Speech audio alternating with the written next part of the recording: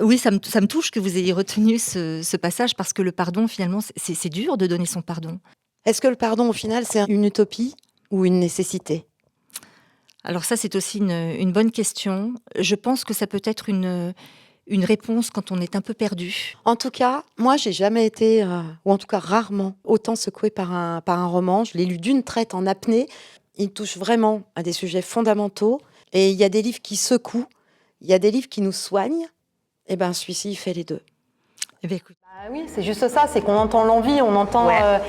on entend juste l'envie du partage, l'envie juste de déconner, l'envie que ça sorte tout seul. Exactement. Et nous, on le reçoit, on reçoit ça en pleine face et on décroche pas, quoi. Mais c'est ça que tu fais en voix off, sans doute, c'est qu'on te dit de mettre du sourire dans ta voix.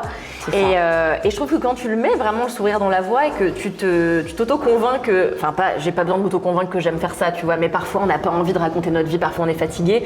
Et juste en souriant, en mettant du sourire dans ma voix, je m'auto-convainc que c'est super d'être là, que j'ai quand même de la chance de faire ce métier qui me plaît.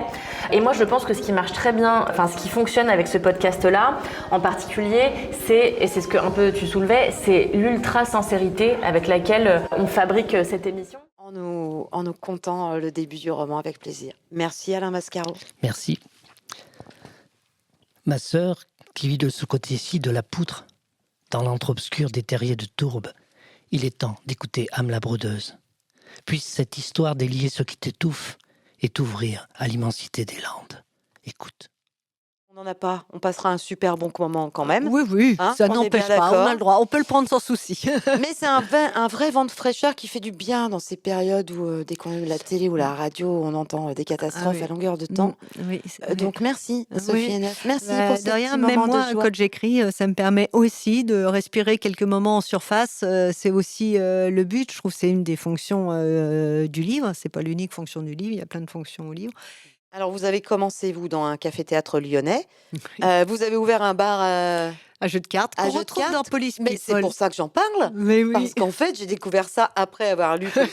C'est ça, donc, qui fait que ça fait super vrai. Ça que les fait scènes très sont... vrai. Alors, les scènes dans le tellement café vivantes. sont c'est du documentaire, c'est d'une une exactitude très rigoureuse. Non, j'ai effectivement eu un bar à jeux de cartes pendant 2 ans que j'ai fondé avec ma meilleure amie à l'époque parce qu'on jouait trop à la belote coinchée, vraiment, et on n'arrivait pas à trouver des gens qui jouent aussi longtemps que nous. Est-ce que tu as déjà eu des retours sur ton livre? Est-ce que tu as eu des témoignages? Est-ce que tu as eu des retours de lecteurs qui Ah ouais, t'ont- j'en ai beaucoup.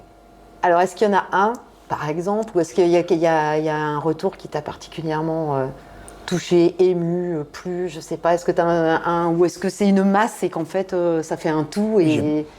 Non, j'ai pas en tête un exemple spécial, mais j'ai beaucoup d'exemples de mamans Ah ouais, monoparentales. J'ai excellent. pas dit que les mecs c'était des lâches, mais moi le retour réel et des faits, c'est les mamans toutes seules qui s'occupent de leur enfant qui est différent et malade, tout simplement. Et ces retours-là, c'est mon histoire. Donc je la comprends, ma mère elle est restée, mon père est reparti au Maroc quand j'avais 4 ans. Il y a eu peut-être des problèmes entre eux, mais le côté malade a séparé la chose encore plus. Vous êtes bien sur Radio Large, à l'occasion du Livre à Vannes 2025, en partenariat avec la ville de Vannes, et j'ai la joie d'accueillir Sophie Henneff. Bonjour, merci de m'accueillir. Sophie Henneff, on vous accueille aujourd'hui pour votre dernier roman. Alors, on vous connaît très bien avec Poulet grillé, Oui. quand même, qui est Oui, paru oui. déjà il y a 10 ans, en 2015. Exactement, ouais. Moi aussi, ça m'a fait drôle quand j'ai réalisé Ouais. ça.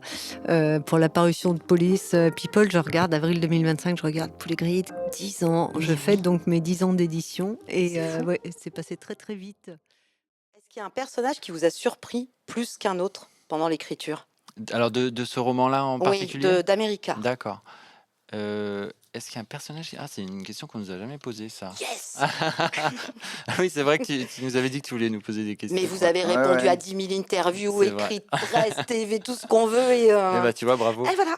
Alors, Réussi. America, donc oui, il y a un personnage que j'ai découvert pendant l'écriture parce que on fait beaucoup de recherches à chaque fois. On Oui. fait vraiment beaucoup de recherches. Tout est documenté et d'autant plus qu'effectivement, tu l'as dit, elle croise Bruce Springsteen, donc on pouvait pas raconter n'importe quoi sur lui. et sur ces Musicien. musiciens. Donc on a regardé des heures d'interviews, de documents, on a lu